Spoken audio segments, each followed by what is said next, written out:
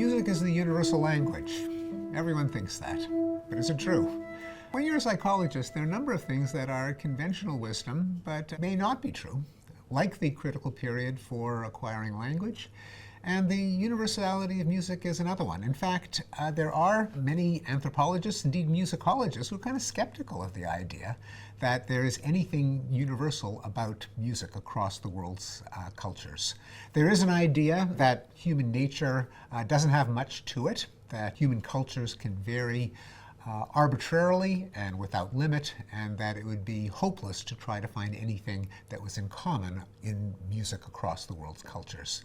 Well, this was a goad for a student and postdoc named Samuel Mayer, who himself was a musician and a psychologist, and with a team that included two anthropologists, Manveer Singh and Luke Glowacki, decided to actually scour the ethnographic record for reports especially from traditional small-scale societies, of whether they have music, what it's like, and what they do with it. So the team, led by Sam Mayer, went to the ethnographic record looking for every description they could find across 60 societies of whether the culture had music, and any recording that might be out there that some anthropologists, decades in the past, may have recorded in the field and contributed to the archives of ethnography. They called it the natural history of song, and what we all discovered was, first of all, music is universal. There is no society ever described that has not had music. People everywhere use music for the same kinds of things. People sing to their babies. People sing in courtship or to celebrate love. People sing and dance. They have music to dance to. People use music in healing ceremonies. People use music in preparation to fight wars and other things, but you find them over and over and over again. There doesn't seem to be any one thing that music is adapted for. It's not as if, say, 100% of societies have lullabies, and then some figured out, oh, we can also use them for love songs and healing songs. Pretty much everything that you can think of that music is used for pretty much everywhere. Again, making at least me skeptical that there is a single biological function that music was selected for. Hate to interrupt. Wouldn't you prefer uninterrupted indulgence? Head to findqualia.com to access the entire series by the genius Steven Pinker, completely ad-free.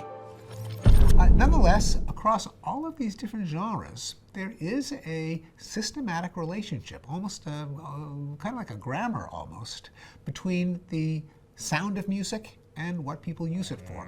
And if you ask people who've never heard the music from Cameroon or from Aboriginal Australia, do you think this is a lullaby? Do you think it's a dance song? Do you think it's a fight song? Do you think it's a healing song? People, turns out, are pretty good, even though they have no familiarity with the musical idiom. They're certainly not perfect, but they're way, way above chance.